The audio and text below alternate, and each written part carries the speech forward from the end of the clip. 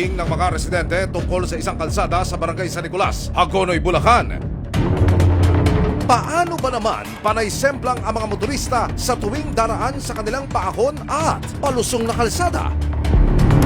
Makilang beses na raw itong inayos pero perwisyo pa rin hanggang ngayon. Malapit sa may kuwang yun, may tampak na yun, maraming batong mga kuwang. Kaya minsan tumitiri ka mga tricycle doon, batong turista kasi nakakalso.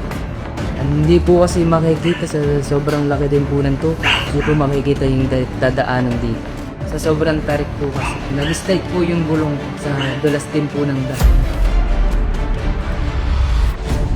Sa pag-iikot ng resibo, napakalamang may flood control project naman pala rito. Pero nang puntahan ng eksaktong lokasyon na nakatala sa project profile.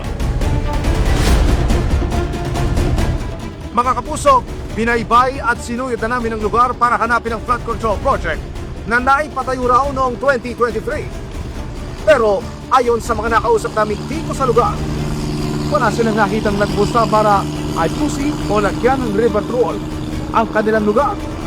Abangan ang buong kwento sa Resibo ngayong linggo, 2:45 PM bago mag-FPJ sa GMA.